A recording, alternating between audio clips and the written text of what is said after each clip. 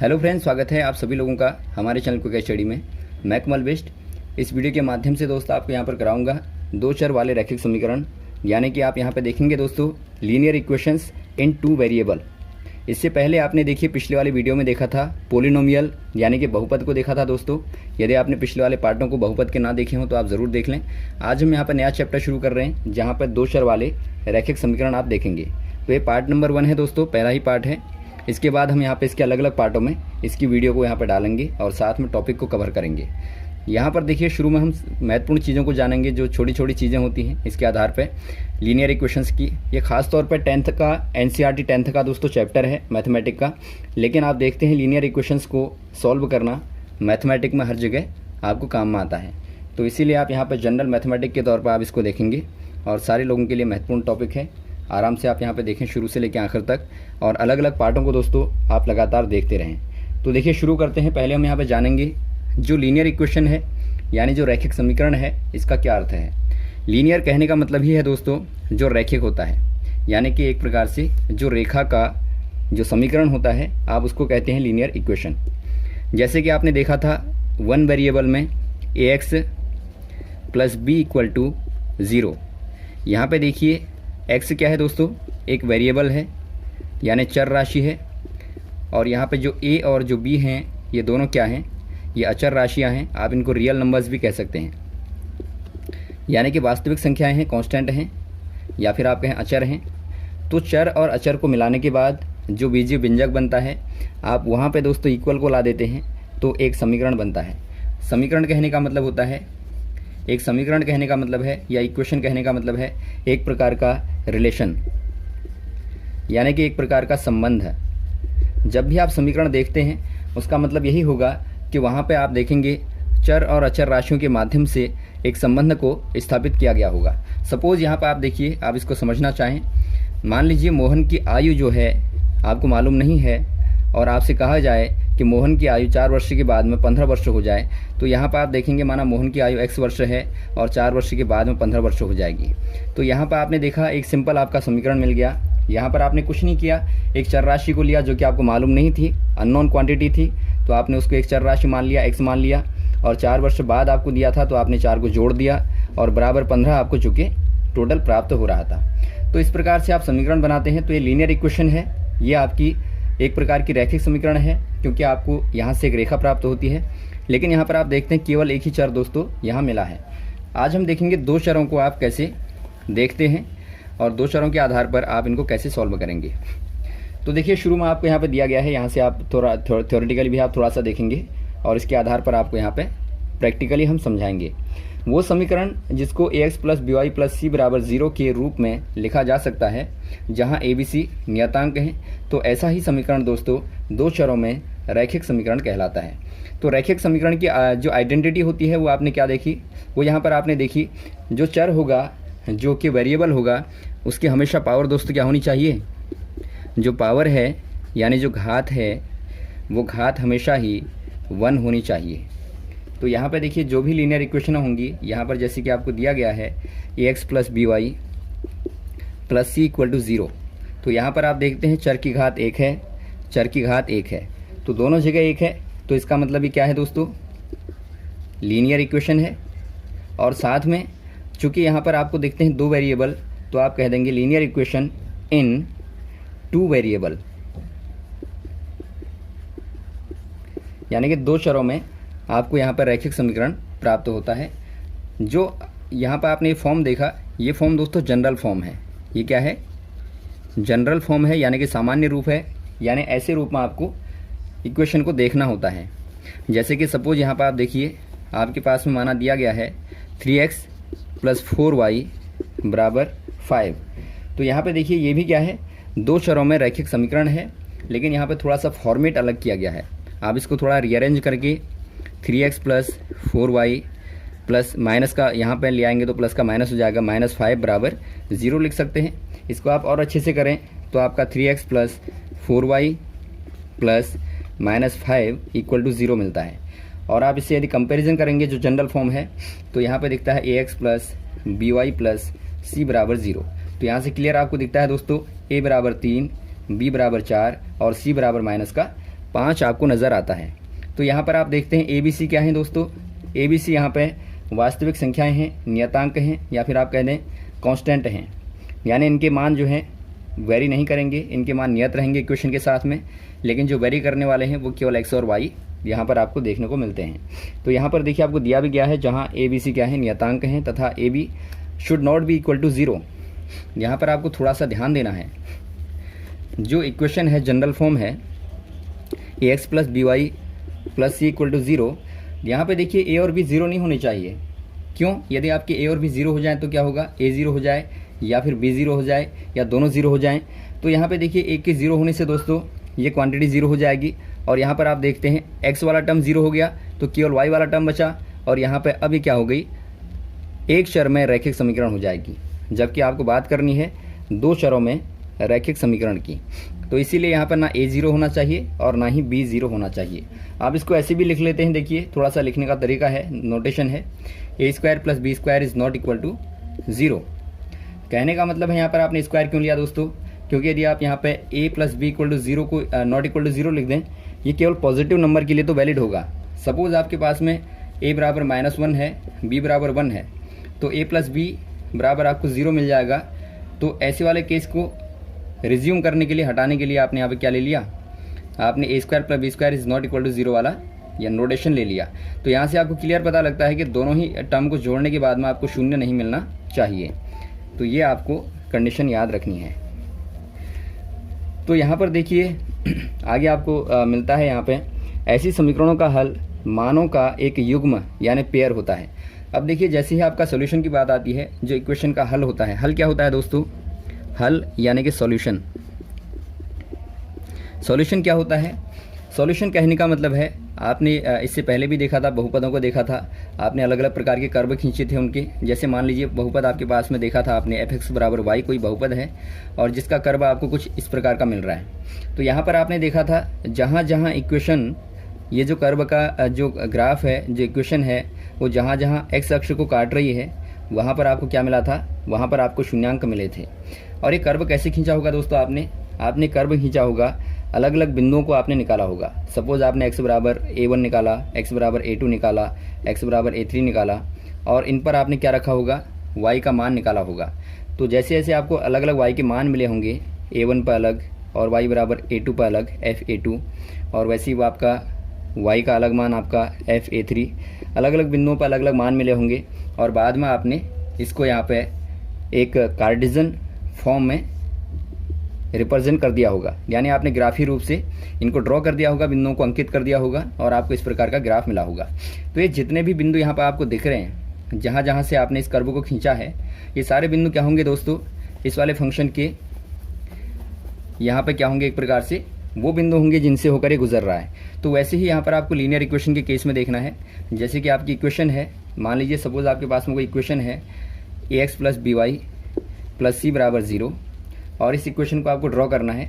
तो आप क्या करेंगे, एक x का मान ले लेंगे बराबर समथिंग आपने ले लिया, x बराबर मान लीजिए आपने a1 लिया, तो y का मान देखेंगे a1 पे क्या आ रहा है, y यहाँ से आप निकालेंगे तो y का मान समथिंग आपका मान लीजिए b1 आ गया। तो यहाँ पे दोनों का मान आपने निकाला, तो आप इसको क्या कर देंगे, a1 यहाँ पे सपोज यहाँ पर आ रहा है x अक्ष पे a1, और b1 सपोज यहाँ पर आ रहा है, तो आप इन दोनों को ड्रॉ कर देंगे और इनसे होती हुई जो लाइन होगी दोस्तों, वो इस वाली लाइन को रिप्रेजेंट करेगी। तो यहाँ पर आपको समझ में आ रहा होगा, जो इस इक्वेशन का हल होता है वो हमेशा क्या होता है दोस्तों, वो वाले बिंदु होते हैं जहाँ पर से ये रेखा गुजरती है, यानी कि वो वाले बिंदु होंगे जहाँ पर से आपको ये समीकरण के बिंदु अलग अलग प्रकार के मिलते हैं। क्योंकि आप जानते हैं यदि आपको कोई समीकरण का, यदि आपको कोई रेखा खींचनी है, ये कोई लाइन है, रेखा है दोस्तों, और आपको मालूम है रेखा को आप आगे को और पीछे को अनंत तक बढ़ा सकते हैं। ये रेखा का नोटेशन है, ये जनरल नोटेशन है, आपको ध्यान देना है। हमेशा ये आपका एक रेखाखंड होता है, लेकिन जब आप दोनों तरफ एरो लगाते हैं ये रेखा होता है, और यदि आप ऐसा बना देते हैं तो ये किरण होता है। ये रे है, किरण है, जिसका ओरिजिन आपको मालूम होता है लेकिन एंड पॉइंट मालूम नहीं होता। इसका ना ओरिजिन मालूम होता है ना एंड मालूम होता है, तो इसको आप लाइन कहते हैं। और जिसका आपको ओरिजिन मालूम होगा दोस्तों और एंड भी मालूम होगा, आप इसको कहते हैं सेक्टर। सेक्टर या लाइन सेगमेंट कह देते हैं, यानी कि आप इसको रेखाखंड कह देते हैं। तो आप इनमें डिफरेंस मालूम कर लेंगे। तो सपोज आपको यहाँ पर कोई रेखा का इक्वेशन दिया है, तो आपको इस प्रकार की कोई रेखा है, आप यहाँ पे देख रहे हैं रेखा के दोस्तों कितने बिंदु होंगे, हर पॉइंट से मिलकर के यहाँ पे एक रेखा बनती है। यदि आप इसके इनिशिएट में जाएं, इनिशियली आप इसको देखें, यदि आप मूल रूप से देखें तो आप देखेंगे अनंत बिंदुओं को मिलाने के बाद ही एक रेखा मिलती है और हर एक पॉइंट पर आपको एक रियल वैल्यू मिलेगी, यानी कि एक वास्तविक मान मिलेगा और ऐसे वास्तविक अनंत मानों से मिलकर के एक रेखा मिलती है। यानी एक जो रेखा होगी दोस्तों, एक प्रकार से अनंत बिंदुओं से मिलकर बनी मानी जा सकती है। तो यहाँ पे देखिए जो रेखा है, उस रेखा पर जितने भी सारे बिंदु हैं वो उस वाली रेखा के क्या होंगे, हल होंगे, यानी उस वाली रेखा को दोस्तों वो संतुष्ट करेंगे। तो ये आपको थोड़ा सा ध्यान देना है। सपोज यहाँ पे देखिए एग्जांपल ले रहे हैं हम एक, यहाँ पे एग्जांपल लेते हैं 2x + 3y = 5। एक इक्वेशन है, लीनियर इक्वेशन है, दो चर हैं और 2, 3, 5 नियतांक हैं। अब यहाँ पे क्या करेंगे आपको यहाँ पे x और y के ऐसे मान लेने होते हैं जो कि रखते ही क्या होगा दोस्तों, राइट हैंड साइड और लेफ्ट हैंड साइड क्या हो जाए, इक्वल हो जाए। यही समीकरण का मतलब होता है। बराबर कहने का मतलब होता है कि यहाँ पर आपने क्या किया होगा, आपने यहाँ पे एक चर लिया होगा x, दूसरा चर लिया होगा y। चर का पहले वाले चर का 2 गुना किया, दूसरे वाले चर का 3 गुना किया, दोनों को जोड़ दिया और 5 आपको प्राप्त हुआ। तो यहाँ पर आप क्या माने एक प्रकार की पहेली होती है, एक प्रकार का यहाँ पर पजल होता है कि आप इनको क्या रखें ताकि आपको ये मिल जाए। तो यहाँ पर सपोज आप यहाँ पर x = 1 रखें, y = 1 रखें, तो यहाँ पर आप देखेंगे 2 × 1 धन 3 × 1 = 5 मिलता है। और यहाँ पर आप देखते हैं राइट हैंड में भी क्या है दोस्तों, 5 ही है। तो यहाँ पे आप देखते हैं कि ये जो दो मान हैं समीकरण को संतुष्ट करते हैं, यानी x = 1 और y = 1 आप ले सकते हैं। यानी कि एक युग्म जो होगा मानों का वो आपका एक्स वाई के फॉर्म में लिखा जाएगा। हमेशा ध्यान देंगे, यहाँ पे चूंकि 2 पॉइंट आ चुके हैं, इससे पहले आपने खाली x को देखा था, लेकिन अब यहाँ पे 2 चर वाले रैखिक समीकरण में आप x और y इस प्रकार के पेयर लेंगे। पहले हमेशा x को लिखेंगे, बाद में y को लिखेंगे। तो यहाँ पे 1 और 1 पे आपको समीकरण का हल प्राप्त होता है।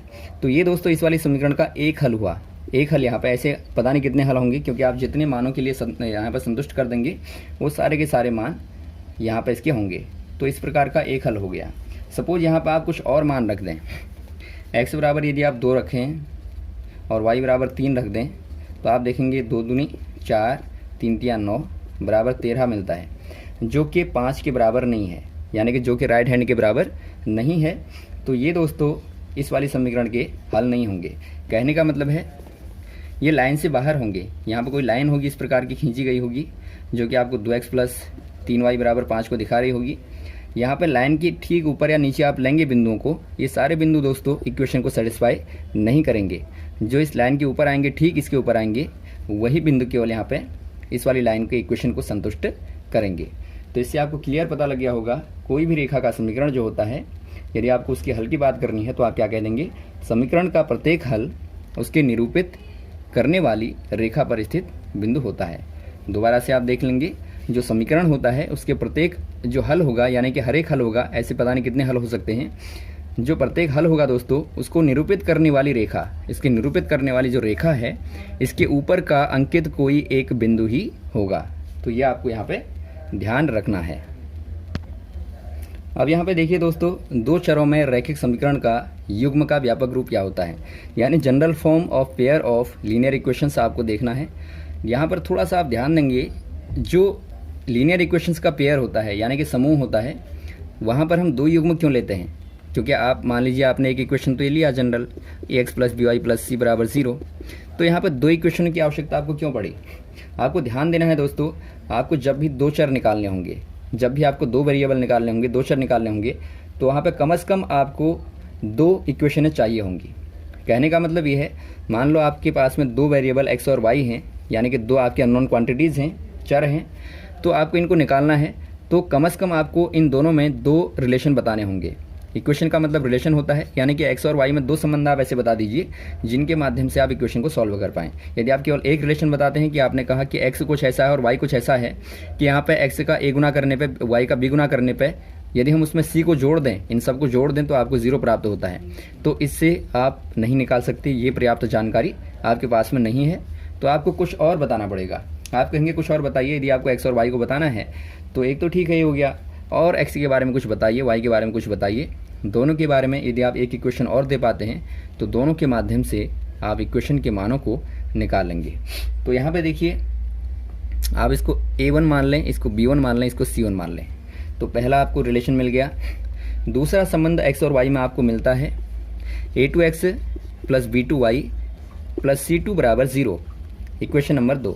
यानी आपको दो रिलेशन दे दिए गए और आपसे कोई पजल पूछा गया कि बताइए x और y क्या होंगे जब इनमें इस प्रकार के रिलेशन आपको मिलते हैं, तो फिर आप आराम से इसको निकाल लेंगे। इसको हल करने की मेथड है दोस्तों आपको बताएंगे हम बाद में, 2-3 मेथडें होती हैं, 3-4 मेथडें हैं, अलग अलग मेथडों को आपको बताएंगे। फिलहाल आप यहाँ पे जान लीजिए ये बेसिक यहाँ पे इनका क्या है। अब यहाँ पे देखिए जो a1 है, b1 है, c1 है, a2 है, b2 है, c2 है, ये सारे क्या हैं आपको पहले भी बताया जा चुका है। ये सारे के सारे क्या हैं दोस्तों, कांस्टेंट हैं, यानी कि नियतांक हैं। नियतांक हैं, एक नियत वैल्यू को रखते हैं, या फिर आप कह सकते हैं ये वास्तविक संख्याएं हैं। और यदि आप इनका रिलेशन देखें तो यहाँ पर कंडीशन वही होगी कि a1 b1 और a2 b2 ज़ीरो नहीं होने चाहिए। यानी कह सकते हैं आप a1 का स्क्वायर प्लस b1 का square should not equal to 0, और वैसे ही a2 का स्क्वायर प्लस b2 का square should not equal to 0। यानी ये दोनों आपके ज़ीरो नहीं होने चाहिए, तभी आपकी ये दो चरों में लीनियर इक्वेशन मानी जाएगी।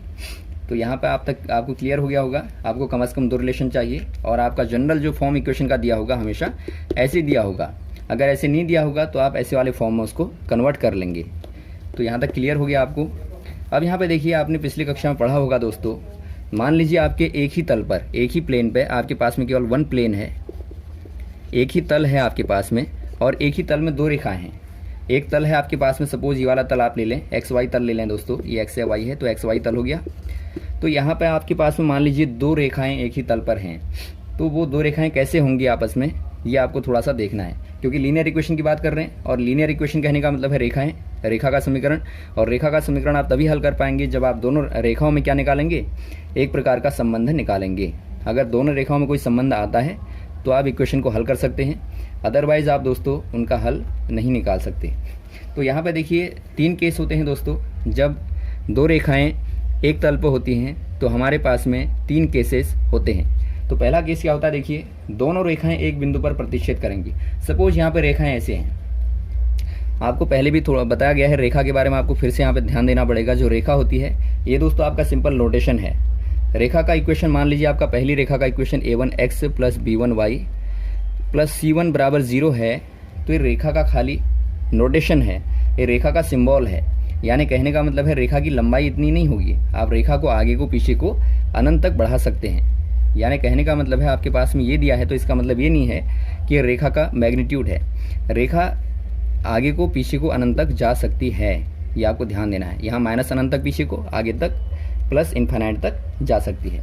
तो यदि आप रेखा को आगे बढ़ाएंगे दोस्तों, बढ़ाया आपने और यहाँ से भी बढ़ाया आपने, तो आप देख रहे हैं एक पॉइंट पे क्या हो गई, ये प्रतिच्छेद कर गई यानी कि काट गई। तो जहाँ पर काट जाती है, जहाँ पर कटिंग पॉइंट आता है दोस्तों, वहीं पर आपको दोनों इक्वेशनों का जो संबंध होता है, यानी ऐसा पॉइंट होता है ये जहाँ पे ये वाली इक्वेशन और ये वाली इक्वेशन दोनों मैच कर रही हैं। यानी कि इस वाले पॉइंट पे ये जो बिंदु होगा दोनों इक्वेशनों को संतुष्ट करेगा, और यही बिंदु आपका कहलाता है जो इनका दोनों का हल होता है। यानी जो एक्स वाई होगा इनका हल, वो आपका यही बिंदु होगा जहाँ पे काट रहे हैं। तो ये पहली कंडीशन हो गई, जब दो रेखाएं एक तल पर होती हैं तो या तो क्या होंगी दोस्तों, एक दूसरे को प्रतिच्छेद करेंगी। और प्रतिच्छेद कब करेंगी, जब ये थोड़ा सा टेढ़ी होंगी। मान लीजिए ऐसी है तो इनको आप आगे बढ़ाएं, मान लीजिए सपोज आपकी ऐसी रेखा है, एक रेखा ऐसी है, एक रेखा ऐसी है, आपको क्लियर पता लगता है कि आगे को तो मिलेंगी नहीं कहीं पे, लेकिन जब पीछे को ले जाएंगे इनको आप, तो ये कहीं पर काट जाएंगी, और जहाँ पर काट जाएंगी वहाँ पर आपको इक्वेशन का हल मिल जाएगा। तो पहली कंडीशन हो गई। दूसरी कंडीशन है, मान लो नहीं काटे आपस में। नहीं कब काटेंगी दोस्तों, दो रेखाएं आपस में तभी नहीं काटती हैं जब वो एक दूसरे के समांतर होती हैं। ये समांतर होंगी तभी नहीं काटेंगी, अदरवाइज थोड़ा सा भी अगर टेढ़ी हुई मान लो तो ये दोस्तों पीछे जाके कहीं ना कहीं काट देगी। तो यहाँ पे देखिए इनको आप अनंत तक बढ़ाइए, ये आपस में रेल की पटरियों की तरह आपस में कभी नहीं मिलती हैं। तो ऐसी वाली रेखाओं को क्या कहते हैं, समांतर रेखाएं, समांतर रेखाएं कहते हैं। और ये जब आपस में कहीं नहीं काटेंगी तो इसका मतलब है आपको इस वाली इक्वेशन का दोस्तों कोई हल नहीं मिलेगा, क्योंकि कहीं काट ही नहीं रही है। और जब कहीं काट नहीं रही है तो आपको ऐसा कोई पॉइंट नहीं मिलेगा जहाँ पे दोनों इक्वेशन है सेटिस्फाई करती हों। तो यहाँ पर आप कह देंगे ऐसे वाले केस में, समांतर वाले केस में कोई हल आपको नहीं मिलेगा। आपको यहाँ पर व्यर्थ की यहाँ पे माथापच्ची नहीं करनी है। आप देखेंगे यहाँ पे चेक करेंगे समांतर है नहीं है, इसके लिए हम आपको ट्रायल बताएंगे, चेक करने के यहाँ पे विधियाँ बताएंगे। और जैसे आपको मालूम हो गया समांतर रेखाएं हैं दोनों, तो आप कह देंगे यहाँ पे इसका कुछ नहीं हो सकता, क्योंकि समांतर रेखाएं प्रतिच्छेद नहीं करती हैं, तो हल कहाँ से निकालोगे। तो ये आपको कंडीशन थोड़ा सा ध्यान देनी है। अब यहाँ पर थर्ड वाला केस है दोस्तों, पहला प्रतिच्छेद हो गया, दूसरा समांतर हो गया। थर्ड वाला केस जो होता है, दोनों रेखाएं समपाती हो सकती हैं। समपाती कहने का मतलब है समान अनुपात में हो। सपोज आपके पास में कोई लाइन है ऐसे, और इसी के ऊपर कोई लाइन ऐसे हो गई। आप ध्यान देंगे दोबारा से, आपके पास में कोई लाइन ये है, एक लाइन आपके पास में ये है, एक लाइन को दूसरी लाइन के ऊपर रख दें तो आप देखेंगे दोनों का एक ही पथ हो गया। संपाती कहने का मतलब है समान पथ भी कह सकते हैं, या फिर आप कह सकते हैं दोस्तों समान अनुपात, यानी कि सेम रेशियो होगा, समान अनुपात होगा। एक के ऊपर एक लाइन होगी, भले ही लंबी छोड़ी हों, लेकिन यहाँ पे एक के ऊपर से दूसरी लाइन गुजर रही है। तो यहाँ पर आप देखेंगे दोस्तों, एक लाइन मान लीजिए ये है, एक लाइन इसके ऊपर एक छोटी सी लाइन ये है, तो ये दोनों लाइनें कहाँ कहाँ छू रही हैं। आपने देखा था कि एक लाइन अनंत बिंदुओं से मिलकर मानी जा सकती है। तो यहाँ पे देखिए हर एक पॉइंट पे आपको यहाँ पे हल मिलेगा, यानी कि आपको ऐसे अनंत बिंदु मिल जाएंगे जहाँ पर ये दोनों रेखाएं आपस में मिल रही होंगी, संतुष्ट कर रही होंगी। तो ऐसे वाले केस में क्या हो जाएगा दोस्तों, संपाती वाले केस में आपको दो इक्वेशनों के अनंत सॉल्यूशन मिल जाएंगे, यानी कि अपरिभाषित रूप से अनेक हल होंगे, इन्फाइनाइटली मोर सॉल्यूशंस होंगे। यानी कि आपसे एक प्रकार से ऐसा आप कह सकते हैं कि मान लीजिए आपसे कहा गया कि आसमान में कितने तारे हैं, तो आप गिनना शुरू नहीं कर देंगे। या फिर आपसे कहा गया कि आपके सर पर कितने बाल हैं, पेड़ पर कितने पत्ते हैं, तो आप वहाँ पे गिनना शुरू नहीं कर दोगे। आप कह दोगे यार ये तो अनंत हैं, सीधी सी बात है। जहाँ पर आप गिन नहीं पाते वहाँ पर आपने एक सिंपल सा जरिया निकाल रखा है, अनंत कह दो। तो यही केस यहाँ भी है। जैसे आप चेक करेंगे क्वेश्चन को, इसका भी एक चेक करने का वो है, एक ट्रायल है, आप उसको रखेंगे और यहाँ पे यदि आपको संपाती मिलते हैं तो आप कह देंगे अनंत रूप से अनेक हल है। वहाँ पर निकालना शुरू नहीं कर देंगे आप कह देंगे अनंत रूप से अनेक हल हैं। इसीलिए इनको जानना ज़रूरी है कि आपको पता लग जाए ये प्रतिच्छेदी हैं, समांतर हैं या संपाती हैं। यदि प्रतिच्छेदी होंगे तो ही आप इक्वेशन को हल करेंगे, अदरवाइज आप लिख देंगे समांतर वाले में तो कोई हल ही नहीं है, काट ही नहीं रहा है, और संपाती वाले में अनंत रूप से अनेक हल हैं, यानी कि हल करने से कोई मतलब ही नहीं है, क्योंकि पता नहीं कितने पॉइंट पर छू रहा होगा। तो दो केसों में आपको इक्वेशन को सॉल्व नहीं करना है। पहले वाले केस में ही जब आपस में दो लाइनें इंटरसेक्ट कर रही होंगी, आपस में प्रतिच्छेद कर रही होंगी, तो ही आप इक्वेशन को हल करोगे। तो ये आपको ध्यान देना। अब इनके लिए देखिए दोस्तों थोड़ा सा चेक देख लेते हैं। आप इनको कैसे चेक करेंगे कि संपाती है, समांतर है कि प्रतिच्छेदी है। यहाँ पे देखिए हमने यहाँ पे तीन इक्वेशनों का युग्म लिया है, यानी कि पेयर्स लिए हैं। आपने देखा था दो इक्वेशन आपको कम से कम चाहिए होती हैं दो चरों को सॉल्व करने के लिए। तो रेखा युग्म है, यहाँ पे अनुपात हैं, इनके अनुपात हैं नियतांकों के, और अनुपातों में रिलेशन है। उसके आधार पे ये डिक्लेरेशन है कि ये कैसी रेखाएं आपस में होंगी। तो पहला आपको दिया गया है, पहला युग्म आपको दिया गया है x - 2y = 0। तो यहाँ पे देखिए आपको ये वाला पेयर इक्वेशंस का दिया है। आप इसको दोस्तों थोड़ा सा क्या लिख सकते हैं, जो जनरल फॉर्म आपने देखा था a1x + b1y + c1 = 0, ऐसे वाले फॉर्मेट में लिख लेंगे इक्वेशन को। तो यहाँ पे देखिए a1x + b1y प्लस यहाँ पे c1 की जगह तो कुछ है नहीं, 0 लगा दें बराबर प्लस करके और बराबर 0 लिख दें। और वैसे ही आपका नीचे वाला तो फॉर्मेट में है ही। यदि आप यहाँ पे चाहें दोस्तों तो यहाँ पे प्लस लगा के इनको अंदर ब्रैकेट के अंदर माइनस भी लिख सकते हैं। अब यहाँ पे देखिए दोस्तों, आप इसको जनरल फॉर्म से कंपेरिजन कीजिए। a1x + b1y + c1 = 0 पहली इक्वेशन, a2x + b2y + c2 = 0 दूसरी वाली इक्वेशन। दोनों में यहाँ पे देखते हैं, पहले वाले में a1 जो है 1 है, देख से आपको पता लग रहा है यहाँ पे, और a2 = 3 है, तो 1/3 आ गया पहले वाले का। यहाँ पे देखिए a1 जो है क्या है, b1 यहाँ पे है सॉरी -2 है, और b2 यहाँ पे है 4। यहाँ पे c1 है 0 और c2 है -20। तो यहाँ पे दोस्तों ये अनुपात आ गए a1/a2, b1/b2 और c1/c2। तो यहाँ पे आप देखते हैं 3 अनुपात आ गए। इनमें आपको देखना है रिलेशन क्या है, क्या कोई रिलेशन आपको दिख रहा है, क्या यहाँ पे आपको कोई रिलेशन दिखता है दोस्तों। यहाँ पर आप देखते हैं कोई रिलेशन आपको नहीं दिखता है, यानी कि a1/a2 is not equal to b1/b2, और आपस में ये दोनों बराबर नहीं है, तो तीसरा वाला भी बराबर नहीं होगा। तो यहाँ पर आप देखते हैं इनमें अनुपातों में कोई यहाँ पर रिलेशन नहीं मिलता है, यानी कि जब कोई रिलेशन नहीं मिलेगा दोस्तों, तो ऐसे वाले केस में क्या होगा, दो रेखाएं आपस में एक दूसरे को प्रतिच्छेद कर रही होंगी। तो ये आपको क्लियर हो गया, जब अनुपात में कोई रिलेशन नहीं मिलेगा तो वहाँ पर दोनों रेखाएं आपस में प्रतिच्छेद कर रही होंगी, ये आप नोट कर लेंगे। इसके बाद यहाँ पर आप देखते हैं अगले वाले रिलेशन को। अगले वाले रिलेशन में अगले वाला जो पेयर आपको दिया गया है, 2x + 3y - 9 = 0, 4x + 6y - 18 = 0। यदि आप यहाँ पर अनुपातों को देखते हैं, देखने से आपको मालूम हो रहा है 2/4, 3/6, -9/- 18। तो यहाँ पर आप देखते हैं दोस्तों अनुपात में 1/2, 1/2, 1/2 काटेंगे आप। यहाँ पे देखिए 2/4 को काटें 1/2, 3/6 को काटें 1/2, -9/-18 यानी कि -9 डिवाइड बाय -18 करते हैं तो भी आपको मिलेगा 1/2 1/2। माइनस से माइनस कैंसिल हो जाएंगे, 1/2 मिलेगा। तो यहाँ पर आप देखते हैं A1/A2 बराबर B1/B2 बराबर C1/C2, यानी कि सारे अनुपात बराबर हैं। यानी सारे के सारे अनुपात बराबर होंगे दोस्तों, क्या हो जाएगा, समपाती हो जाएगा। समपाती हो जाएगा यानी कि एक लाइन के ऊपर दूसरी लाइन है। और यहाँ पे ऐसे वाले केस में आपको कितने हल मिलेंगे, अनंत मिलेंगे। यानी कि ऐसे वाले में आप क्या करेंगे, आपको वही वाला तारों वाला केस याद रखना है कि जब आसमान में तारे कितने हैं तो आप कह देंगे अनंत हैं, परिभाषित रूप से अनेक हल हैं। तो यहाँ पे आप सर नहीं पीटेंगे, आप इसको एक लाइन में लिख के छोड़ देंगे। चेक आपको ज़रूर करना है, चेक करना है, यहाँ पे फेयर में चेक करके दिखाना है। ऐसे वाला केस आ रहा है यानी संपादी वाला केस आ रहा है, इसीलिए यहाँ पे अनंत रूप से अनेक हल होंगे। That's and. अब यहाँ पे देखिए अगला वाला पेयर क्या है। दो इक्वेशन आपको दिए हैं, x + 2y - 4 बराबर 0, 2x + 4y - 12 बराबर 0। तो A1/A2 1/2, B1/B2 2/4, C1/C2 -4/-12। यहाँ पे देखिए दोस्तों 1/2 और 2/4 यानी कि 1/2 काट के आएगा। तो यहाँ पे आपको क्या मिलता है, यहाँ पर आपको मिलता है 1/2 और 2/4 काटेंगे तो 1/2, यानी कि A1/A2 बराबर मिलता है B1/B2, जबकि C1/C2 बराबर नहीं है। तो यहाँ पे देखिए दोस्तों, जब दो आगे वाले जो x और y के गुणांक हैं, कोफिशिएंट हैं, दोनों का रेशियो बराबर आता है तो ऐसे वाले केस में क्या होगा, इक्वेशन समांतर होगी। तो ध्यान देना है आपको, ऐसे वाले केस में क्या होगा दोस्तों, ग्राफीय रूप से दोनों रेखाएं एक दूसरे की क्या होंगी, समांतर होंगी, यानी रेखाएं कुछ ऐसे होंगी। और जब ऐसे होंगी तो आपको क्लियर पता है कि रेखाएं आपस में कहीं भी नहीं काटेंगी, इसीलिए आप इनके पीछे भागने का कोई फ़ायदा नहीं है। आपने देख लिया समांतर है, बराबर दूरी है, बराबर दूरी है, बराबर दूरी है, यानी सेम अनुपात में है, तो आप छोड़ देंगे, कुछ नहीं करेंगे, छेड़खानी नहीं करेंगे। आप यहाँ पर छोटी सी एक लाइन पर लिख देंगे। ये चेक करने के बाद में, ये चेक करना है आपको, पहले दिखाना है कि ये आपका इस वाले रिलेशन के साथ में समांतर आ रहा है। इसीलिए यहाँ पे ऐसी वाली इक्वेशनों का यानी ऐसी वाली समीकरण के युग्मों का कोई हल हमारे पास में नहीं प्राप्त होता। क्यों नहीं प्राप्त होता, आपस में कहीं काटती नहीं है। जब आपस में काटेंगे नहीं तो हल कहाँ से मिलेगा। तो यहाँ पर आप लाइन पर लिख देंगे तो आपका आंसर हो जाएगा। तो यहाँ तक दोस्तों आप यहाँ पर तैयार करें। इसके बाद हम देखेंगे इनका जो ग्राफीय रूप है, यानी कि जो लीनियर इक्वेशंस हैं उनका जो सॉल्यूशन आपने देखा, ये तो आपने इनका नोटेशन देखा। इसके बाद में हम क्या देखेंगे, इसका ग्राफीय रूप से हल कैसे आप निकालते हैं उसको आप देखेंगे। और उसके बाद में जो मेथड हैं, 4 मेथड हैं, ग्राफीय रूप से आप देखेंगे। उसके बाद में आप यहाँ पे विलोपन विधि देखेंगे, प्रतिस्थापन विधि देखेंगे, वज्रगुणा विधि देखेंगे। इनके आधार पर आप देख लेंगे लीनियर इक्वेशन को आप कैसे सॉल्व करते हैं। Okay, thanks. यदि आपको वीडियो अच्छा लगा हो तो आप ज़रूर लाइक करें, शेयर करें, और यदि आपके कोई क्वेश्चंस हों तो आप ज़रूर पूछें। जय हिंद, जय भारत।